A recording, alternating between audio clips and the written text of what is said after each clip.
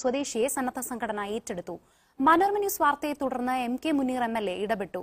സരോജിനിയെ കണ്ണൂരിലെ പുനരധിവാസ കേന്ദ്രത്തിലേക്ക് മാറ്റും. ബന്ധുക്കൾ വീട്ടിൽ കയറ്റാത്തതിനെ തുടർന്ന് വഴിയരികിലായിരുന്നു താമസം.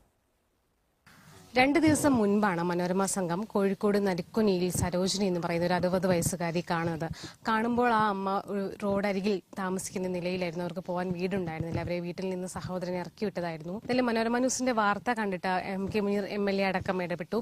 ഇവിടുത്തെ നരിക്കുനി പഞ്ചായത്ത് കൃത്യമായി ഇടപെട്ടു. ഇപ്പോഴമ്മയ്ക്ക് ഒരു തണൽ ഒരുങ്ങുകയാണ്. തണൽ എന്ന് പറയുന്ന ഒരു സന്നദ്ധ സംഘടന അമ്മയെ ഏറ്റെടുത്ത് കണ്ണൂരിലേക്ക് മാറ്റുകയാണ്. അമ്മയുടെ എല്ലാ ചെലവും ആരോഗ്യവും എല്ലാം അവർ നോക്കും.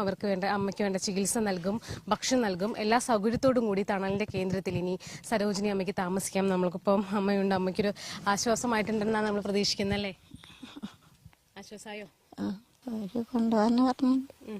ഈ ന്യൂസ് കണ്ട് തണല് ഞങ്ങളെ വിളിക്കുകയും ഇവരെ പൂർണ്ണ സംരക്ഷണം, മരുന്ന് ചികിത്സ അടക്കമുള്ള പൂർണ്ണ സംരക്ഷണം ഏറ്റെടുത്ത ഒരവസ്ഥയാണ് ഇപ്പോൾ ഉള്ളത്.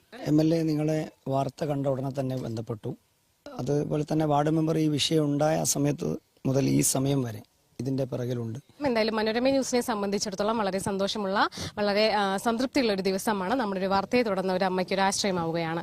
കോഴിക്കോട് നരിക്കുനിയിൽ നിന്ന് രാജേഷിനൊപ്പം ശ്രുതി S, മനോരമ ന്യൂസ്.